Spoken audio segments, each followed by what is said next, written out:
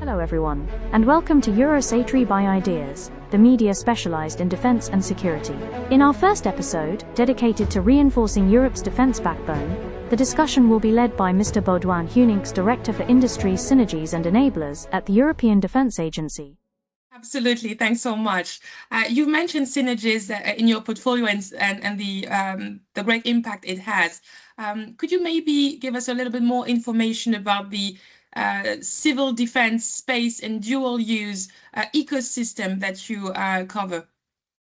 Yes, we don't make a firm distinction between military systems and dual use equipment because it's becoming more and more difficult actually to know the boundaries. In most military equipment, you have dual use systems, you have dual use parts. If you go down to the level of components, advanced microchips, for instance, are used in military equipment, but they're also used in civilian aircraft. So we are continuously working with dual use equipment. We don't make so much of a difference. So the synergies there are, let's say, natural. In terms of other synergies, so that are not necessarily linked to a piece of equipment, we try to ensure. I'll give you the example that I mentioned already: the integration of military aircraft into the airspace. The airspace is there's only one airspace, and something like 50 years ago, there were parts of the airspace that were reserved for the military. Other parts of the airspace were for civilian airliners and so on. But now with the increase of air traffic, it becomes more and more difficult to keep them segregated. So we must make sure that military aircraft can be operated in civilian air traffic, even though they often do not have the same technological equipment as civilian aircraft.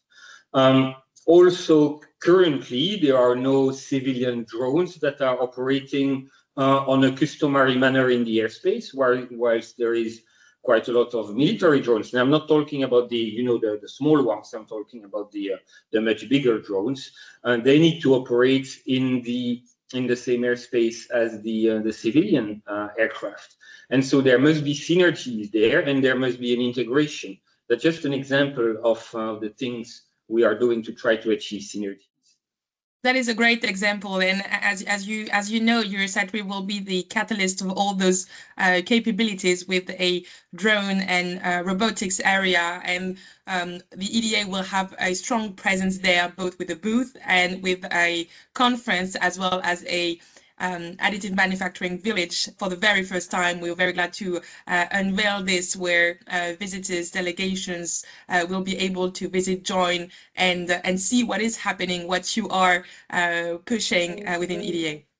Yep, indeed. Definitely come and visit us. You have mentioned all the things that we are going to present. Our booth is going to be open, and we can there enter into detailed discussions into what we are doing. We also will have this the conference, and of course the additive manufacturing village. It's not the first time that we organize this, but it's the first time in something as important as Eurosatory. So and we're very glad. Thank you. We're looking forward to it. You work with you work on standards. You work on making those kind of dual use technologies that are sometimes not so dual. Can you tell us more about how the EDA support industries, may they be primes, SMEs, beyond funding, in terms, for instance, of standards, of skills, of testing, and in terms of interoperability between member states? Yes, indeed, you mentioned funding. EDA doesn't have much funding. Our budget is very limited, and especially compared to the budget that the European Commission is managing with the European Defence Fund, the European Defence Industry Programme, and so on. The Commission uses us sometimes for the implementation of projects funded by those budgets, but we are not a funding organization. It's not our DNA. What we do in terms of support to industry, we try to help them at the most practical level possible. Because if you are a small and medium enterprise and you're not familiar with the world of defense, you don't have a permanent representative in Brussels. Maybe you're not a member of national and European and industry associations, because that has a cost for small and medium enterprises. But you would like to start working in defense because you think you have very interesting technologies for drones, for anything. And you look at websites, you do 1 or 2 Google search, and then you start realizing that you don't know anything and you don't understand anything. And it's not because you're an idiot, it's simply because it's extremely complicated. Industry can come and contact us at the simplest level, ask us to explain them and help them a little bit, showing them where they should look for. Just to give you 2 or 3 simple examples. Every 6 months, we are organizing an industry conference that is nothing compared to Eurosatory, but where we invite a representative from industry at the middle management level.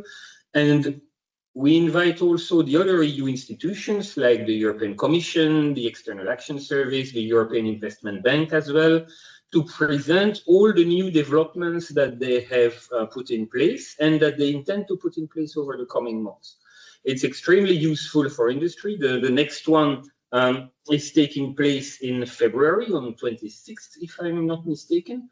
And we already have something like 550 person interested. It's online and physical in Brussels, and doesn't cost anything, especially if you attend online. So this is one simple example that of what we can do to help inform the defense industry.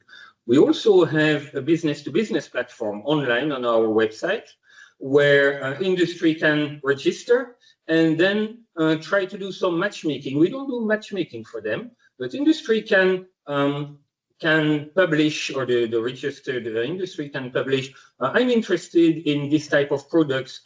Is anyone else interested? Can we cooperate? And since this year, we also have a direct link in that platform with the European Defence Fund calls for proposals. So you can just click on it, and you will be put in touch with the other enterprises that are interested in this specific call for proposal. We have also a tool that, if you detail a little bit what you're doing, the projects that you would like finance for, it will tell you which type of EU funding you could use to finance your product, because obviously there's the European Defence Fund, but there are lots of other EU funding opportunities, and not all of them apply to everything. And this is especially appreciated by small and medium enterprises, I must say. So we really try to help them at a very concrete level. The Commission is much more working at a strategic level, and in that sense, we are complementary with the European Commission.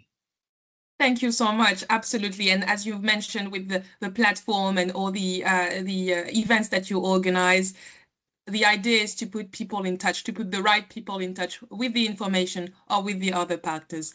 Maybe Absolutely. Moving on to another question, but we'll have a strong European presence, both with the EDA and the European Commission. Could you tell us how EDA positions itself between member states' sovereignty and the need for European scale solutions? Today's world is very much focused on European sovereignty, so it would be very helpful to have your insights on this one.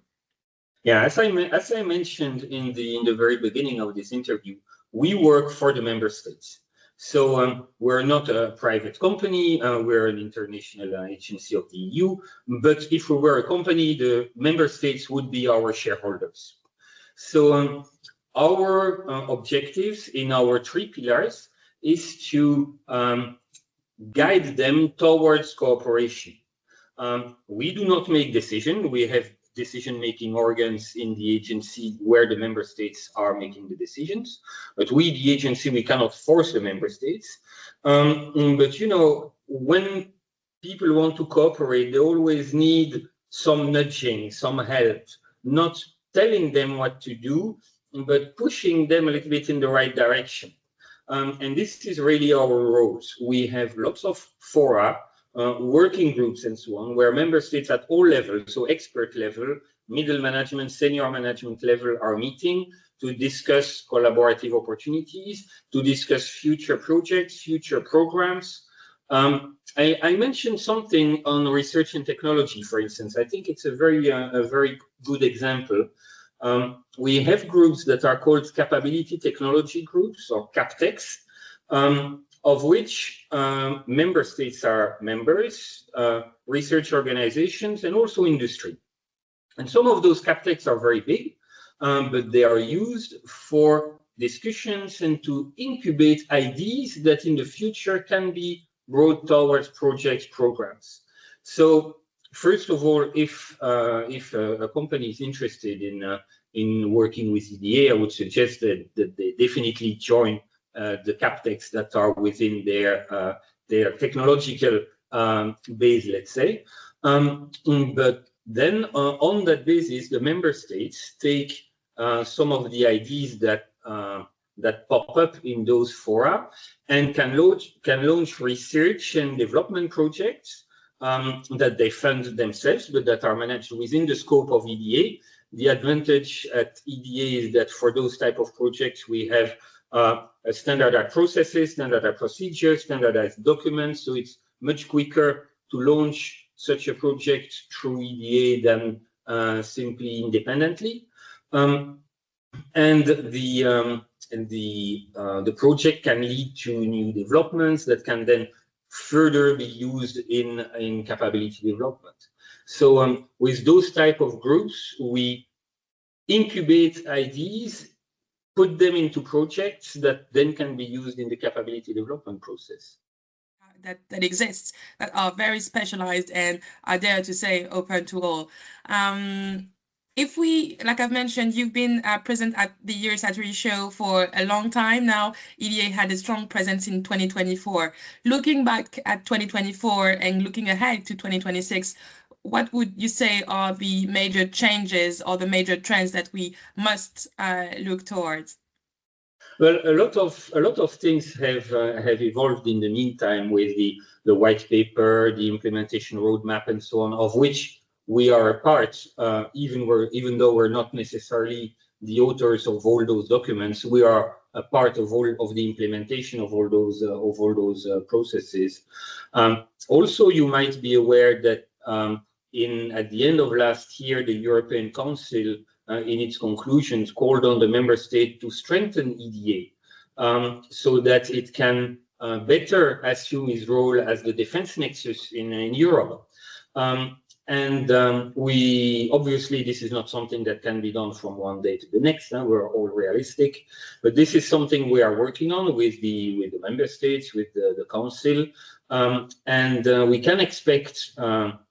Fingers crossed. We should not anticipate too much, but I think we can expect in 2026 that EDA will have a stronger roles in a number of domains that mostly corresponds to its current pillars, but more efficient, more streamlined, and strengthened. Definitely the agency to look at in the following month and the following years. Maybe one last question, Baudouin. If you had one message that you could share to the Eurosatory audience that will definitely be there and come to your booth, what would be that maybe that last message to our Eurosatory partners looking at you right now? Be involved, contact us, talk to us. If you don't talk to us, we cannot know what your specific concerns are.